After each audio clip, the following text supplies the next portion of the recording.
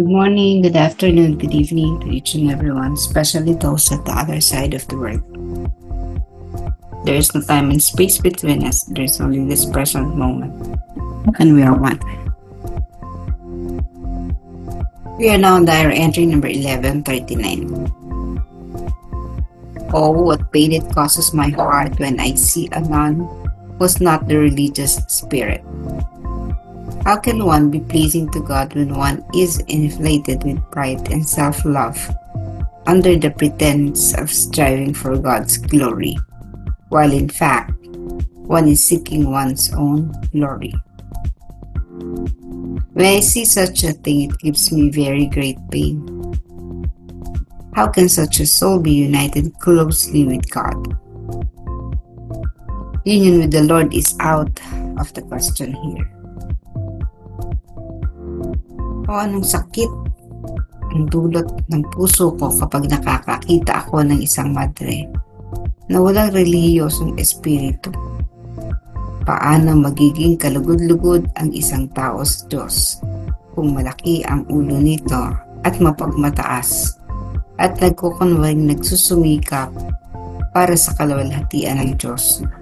Samantalang ang totoo ay hinahanap nito ang sariling kalwalhatian. Kapag nakikita ko ang ganoong bagay, ito ay nagbibigay sa akin ng matinding sakit. Paanong ang gayong kaluluwa ay malapit na makikipagkaisa sa Diyos? Ang pakikipagkaisa sa Panginoon ay labas sa tanong na ito. Right, mga kapatid na mga madre, sa isang kongregasyon sila. So parang there was this kind of expectation na dapat nabubuhay sila sa kalooban ng Diyos, sa kung ano ang kalugod-lugod sa Diyos. Pero isang pride, no? At ang nais lamang ang kanilang mga kagustuhan. Maraming beses naman na to. Actually, pagpasok pa lang ni Faustina sa kumbento, nakita na niya yan. And as far as I can remember, naisulat na rin niya ito earlier. Makikita naman sa buhay ni Faustina, lalo na sa first part, mga salbahe talaga yung mga kasama niyang madre, di ba? Mga bully. So, yung mga panahon na yon, wala pa kasing batas sa anti-bullying. Although, syempre, because it was happening inside the convent, hindi mo naman yan pwedeng i-report even if there is such a law. Hindi mo rin yan pwedeng i-publicize yung, kumbaga, karoon ng trial, publicly, ganun. Di naman po pwede. Or isulat mo publicly, ilantad publicly. Hindi pwede. Pero, anong dapat gawin? Dapat naman talaga ay tahimik itong nire-resolve within the confines of the institution. Ang kaso mo po, kapag naman silent ang ang pag-resolve, pa rin, no? Nagdudulot pa rin ng hindi natututo. Nagdudulot pa rin ito ng matinding pambubuli. Kasi nakakalusot naman pala, pwede naman pala. No? Walang biyagi ba dun sa mga scandals or mga kasong kinaharap ng ating clergy, no? sa loob ng mga kumbento, yung mga ganun. And in fact, Pope Francis, nung nasa pa siya, pontificate pa siya, may ilang mga pare na nilitis kaugnay doon sa mga ganon. So, syempre, yung mga acts na yun ng mga clergy natin is unpleasing to the Lord. Halimbawa, yung financial, scandals, sex scandals, mga ganang mga problema.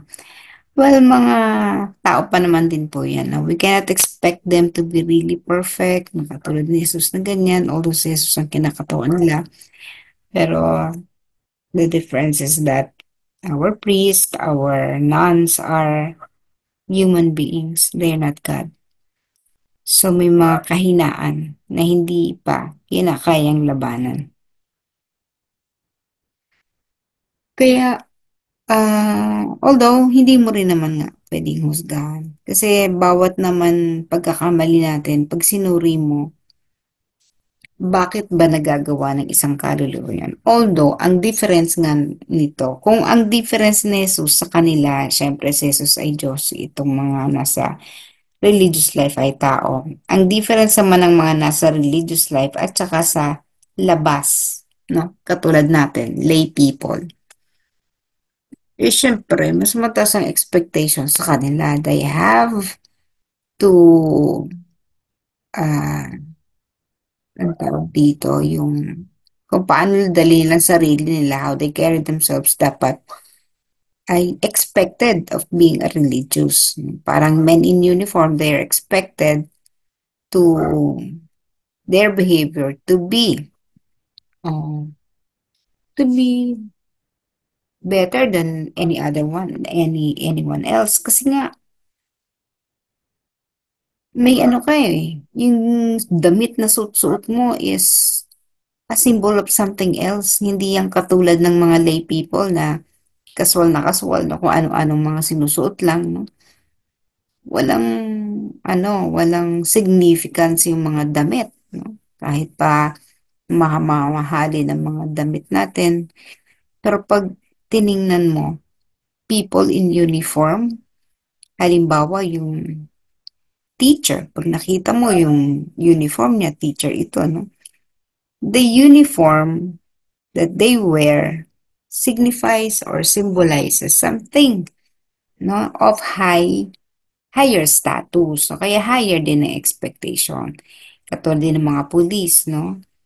Mataas din dapat ang tingin natin sa mga yan because they are protector. They are our protector. And they are expected to have their conduct in accordance to what is expected of them. Kumbaga mataas, no? Eh, di lalo na po pag nakita mo nakaabito, nakakasulya, naka-vestment ng pare, no? So doon pa lang sa mga damit na suot nila ay na may i-expect na sa kanilang tao. Kaya kaya nga minsan halimbawa ang isang estudyante, no, nagka-cutting classes, pupunta sa mga computer shop, halimbawa, naka-uniform pa. No? Ang pangit tingnan. Kasi nga, nire-represent mo eh. Naka-uniform ka eh, may nire-represent ka. O, halimbawa, nire-represent ng damit mo yung eskwelahan mo. Eh di, kapag gumawa ka ng hindi mabuti, ang dala-dala mo, ang madudungisan mo ay yung institusyon na nire-represent ng uniform mo. So, ganun, no? Kaya, maingat dapat. Ngayon, itong ating mga kapatid na mga madre na sa loob yan, eh di silent naman ang no? Silent naman ang mga paglabat, mga conduct or mga behavior na ginagawa na hindi pleasing, hindi kalugod-lugod sa Panginoon ay nasa loob.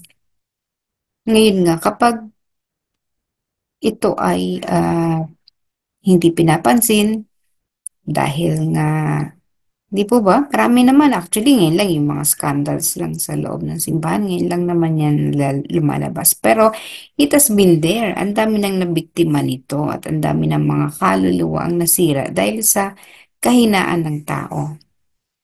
So, hindi nagiging accountable, hindi napapanagot kasi there has to be justice.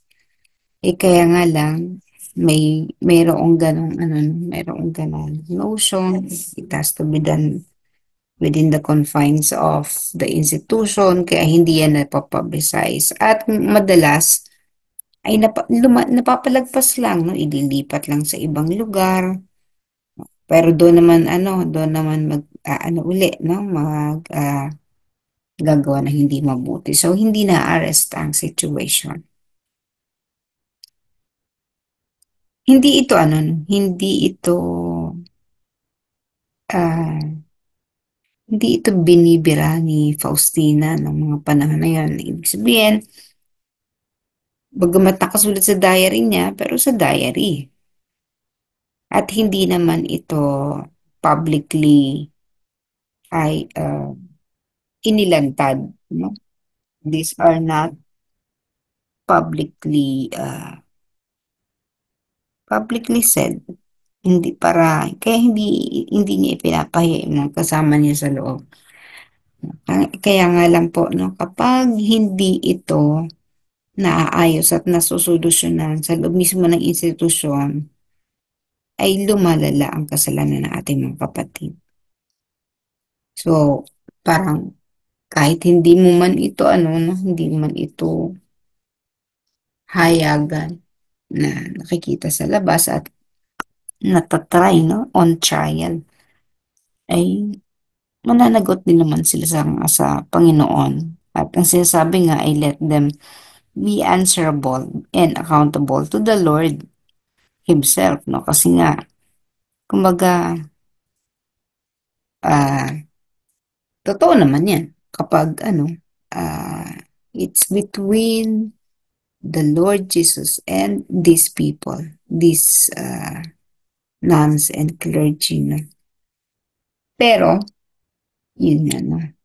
Yung emotional pain, lalo na kung may involve na ibang tao na nakasakit sa ibang tao, ay the emotional trauma, the emotional pain, hindi naghihilom kasi nga ay napapalagpas.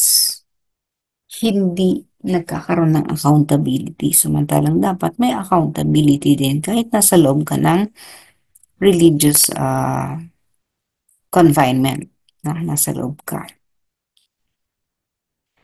Kaya these brothers and sisters of ours in white habit, no, in white uniform, sila ay mahihirapan na magkamit ng pakikipag-kaisa sa Panginoon. Hindi nila yun hindi nila ma-achieve yan. Kasi nga, there has to be a certain level of cleanliness on the part of the soul. So, mahirap para sa kanila yung mga experiences na dinednas ni Faustina kaugnay sa pakikipagkaisa sa Diyos. Hindi makikipagkaisa sa Jesus um, sa kanyang mga tagapangasiwa sa ubasan na mismo sila ang dumudungi sa kanilang sarili. But what we can do again is to pray for them. Ipanalangin natin sila. We see, di naman tayo, marami tayong makilala na nasa religious life. No? Ipanalangin natin sila. They foremost need our prayers. Kasi, yun nga, tama yung sabi nila, no? Kung alam nila kung gaano kalaking tukso ang inilalaang patibong ng demonyo sa mga taong ito. Kasi nga, sila yung tagapagtaguyod ng Panginoong Hesus natin na sa mga gawain dito sa lupa. Siyempre, target talaga yan ng demonyo para pabagsakin, para pahinain. That's why, again, they need our prayers. Hindi naman din natin gusto sila na kalad ka rin sa kahihiyan. But the best that we can do is to pray for them. At magkaroon siyempre ng hustisya kung may mga nasaktan na, no? May mga naapektuhan ng mga behavior na naganap sa loob. We also pray foremost doon sa mga na naapektuhan, no? Or nasaktan ng ating kapatid.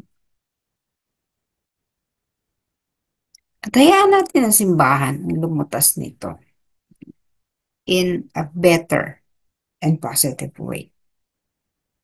Again, hindi natin sila hinuhusgahan. Pero pareho lang na tayong mga makasalanan, nagkakamali at nagkukulang.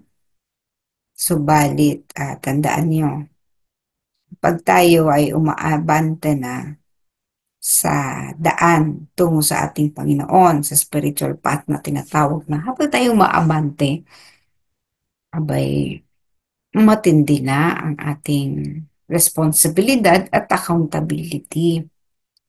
Dahil pinili mo na maging mabuti at pinili mong tahakin ang daan ng kabanalan, ay cautious ka rin dapat doon sa iyong behavior or kung ano man ang gagawin mo. Dapat mapagmatsyag tayo, bantayan natin ang sarili natin. So it does not only apply to those in the institution o sa mga nasa religious life, kundi tayo din sapagkat tayo ay pinili naman natin na bagamat tayo ay lay people, pinili naman natin na paunlarin ang ating sarili spiritually. We are also accountable kasi daladal din natin ang karangalan ng ating Panginoong Yesus.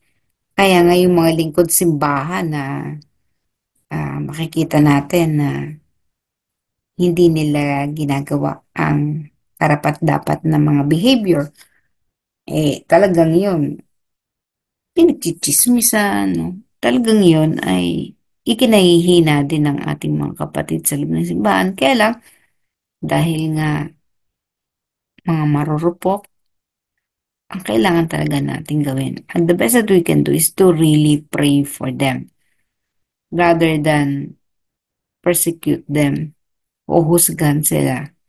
Let us just pray for them. Kaya kasi hindi nga natin ipinapanalangin yung mga ganong mga tao. Kaya ganon din kahina. No, ganon din ang antas ng pag-aresto sa mga ganoong pagkakataon sa loob. Hindi agad na-arrest, kumbaga. Sometimes the most that they can do is to transfer that person to other place. Pero ganun pa rin nga. Hindi nare-reprimand, hindi nabibigyan ng hustisya, hindi na pananagot. So, tayo bilang lay who chose this path, piliin natin na tayo ay maging accountable din. Kung hindi man tayo maging accountable sa ating peers, no, sa ating mga kasamahan sa loob, let us be in our own conscience, be accountable.